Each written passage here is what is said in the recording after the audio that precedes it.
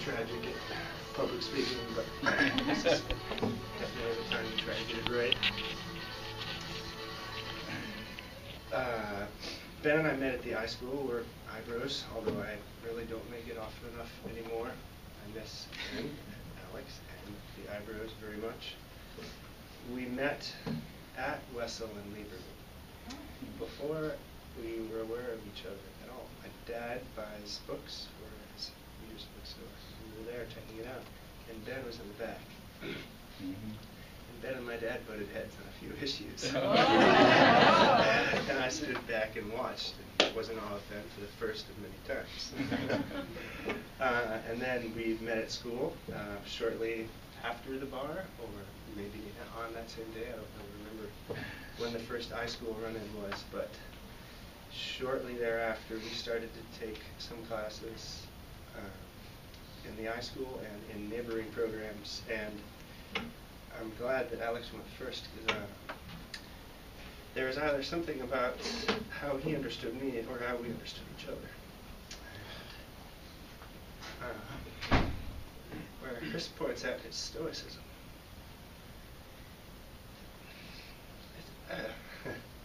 I tend to just be a bit more effusive about the things that really get to me and drown them out, where Ben would just call them, and we got each other on that level.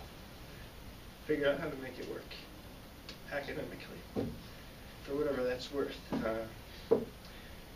And we were able to really academically sync up and help each other learn and grow, and every time we worked with each other, it didn't feel like school. It felt like we were doing something much more important. It was just a really, I just felt lucky to work with Ben. Didn't get to work with him after school. We've seen much more of him. When he came back to Amazon, I was really happy to see it and to help tangentially be a part of it and know that he was there, and I'm going to miss him. And I'm glad everybody's here today, and I can see some of you at the college when we're here.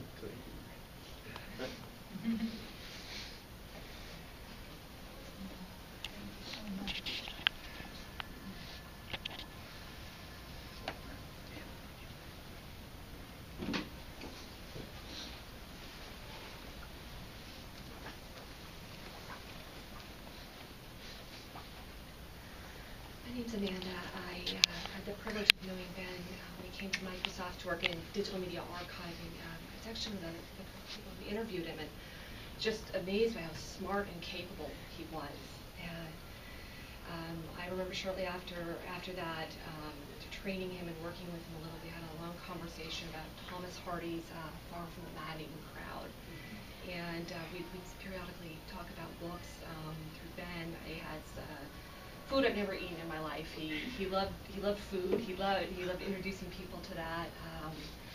And as that team at Microsoft kind of gradually went separate ways, we always stayed in contact. And Ben was usually the one to initiate that, even when he was in Wenatchee. He's like, let's get together. I know this great place in Seattle. One time there was a 2.5-hour wait, but we stood there, we waited for that really, really good food.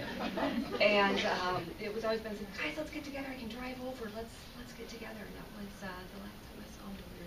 We were all out for a meal, and I was just so grieved. I know we're sharing so much of the joy he brought.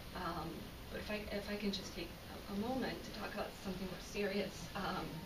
I had the privilege of, when I found this out, I was just kind of inviting some people over. They didn't want to be alone, and talking about things. I've had a fairly serious struggle myself with depression the past year and a half, and it took half that time to just ask for help for the first time. It was one of the scariest things I've ever done, and I have such grief for what has happened, and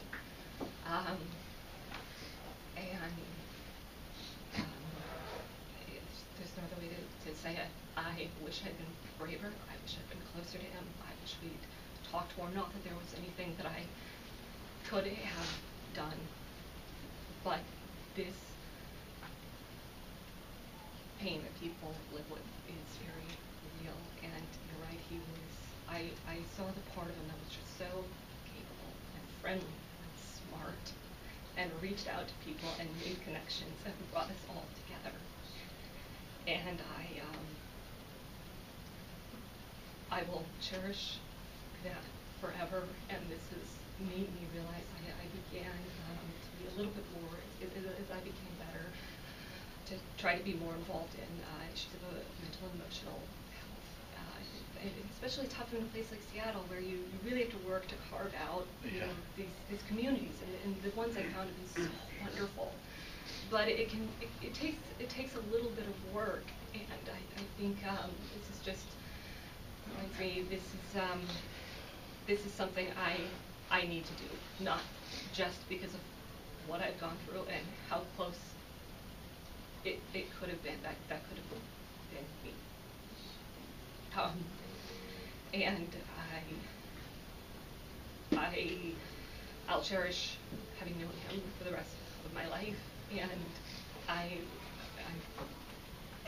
really committed to attempting to make a small amount of difference here in Seattle for people like me, like Ben, who have faced that struggle. And so sorry, that was more serious and funny stories. Again, I didn't see him every day. He mattered. His life mattered. He was a wonderful man. And I just have such grief that he's gone. But I think all of us will be better people for having known him. And hopefully there's something we can do to raise awareness about this.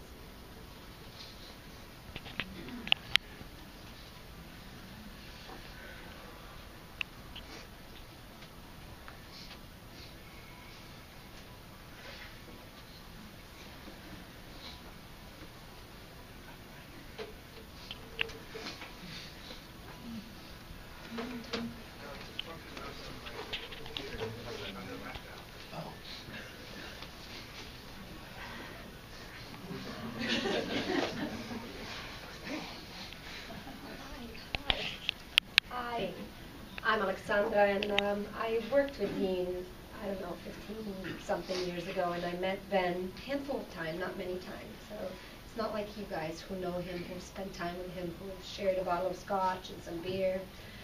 I've met him when he was a teenager, so, teenagers are awkward.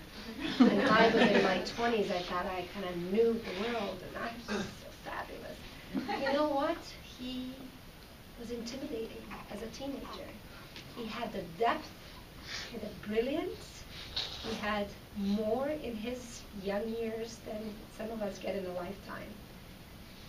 Like both his parents said, anything he touched it further. And I don't think I'm a proud parent of 3 kids. But Dean is one of the proudest parents I have met along my way.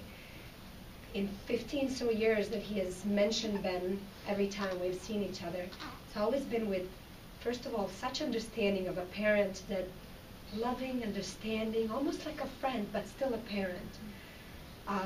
And just a month ago we talked about Ben. He was saying how he had a beautiful girlfriend and was doing well and got a great job, and he's always been so proud. And I was shaken by this, and I have seen him a handful of times. I think for 2 hours when I heard this, my hands were shaking, and I just couldn't believe it. And such a breadth of and brilliance in a man of 30 years that some of us don't get in a lifetime. So just wanted to share that.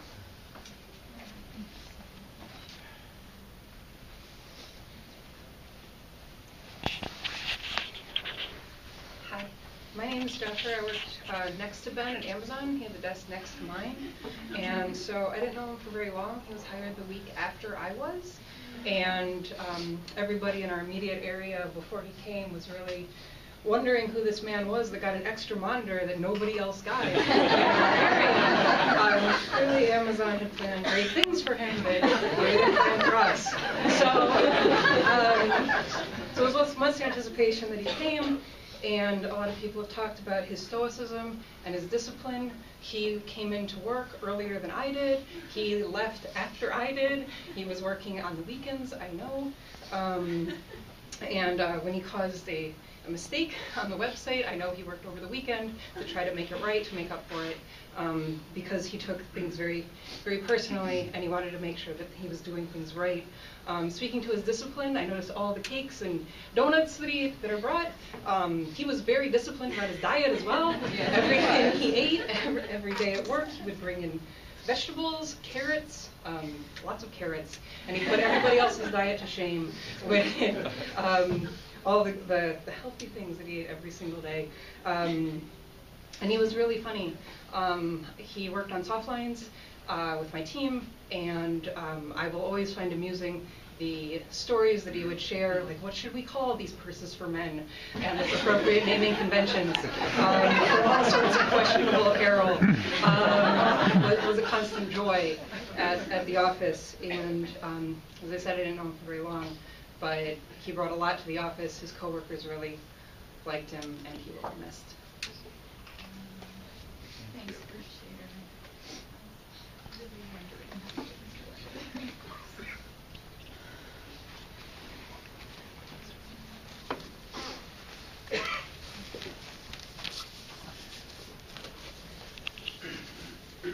Hi everyone, I'm Sherrod, and I worked with Ben on the Softlines team at Amazon. Ever since I heard the news, I've been completely shaken.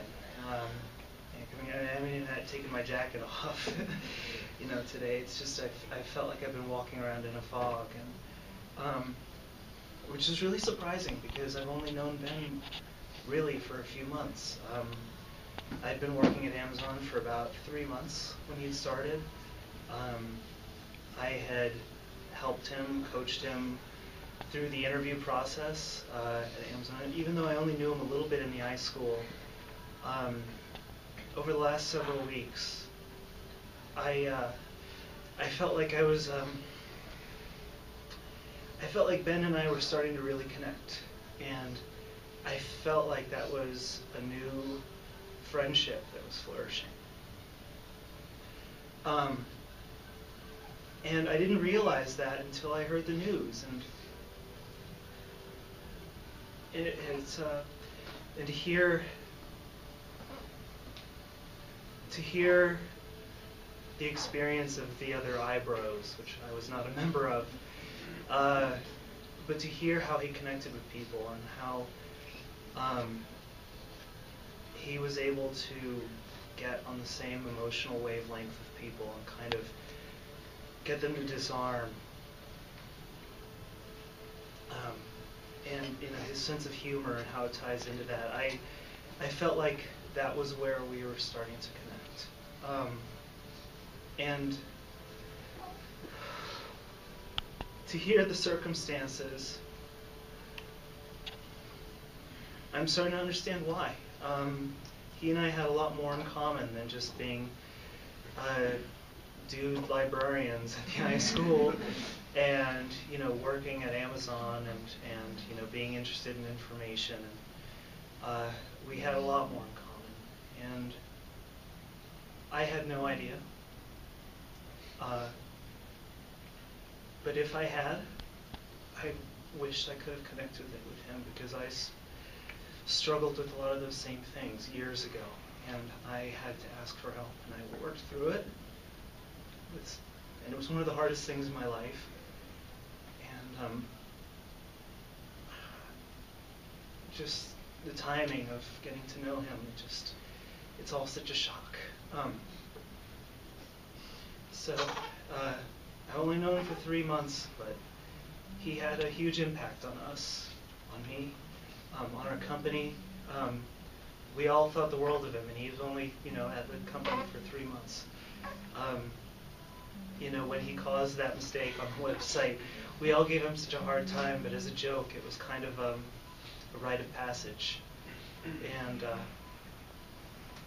and also it was a joke because we just knew he was so solid, he was so smart, and he was so talented. In so many ways, he'll be missed. Thank you for letting me speak.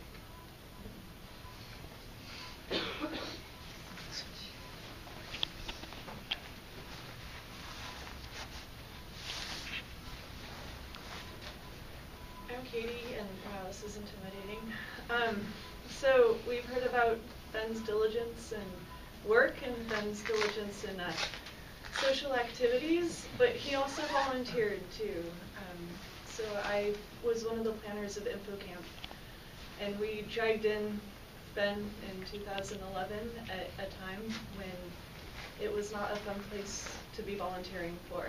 And we figured that we would scare him away within the first couple of months, but he stuck with us until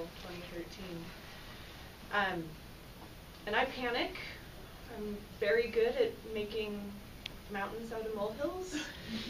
And Ben was very good at reassuring me and to say, what do you need to happen?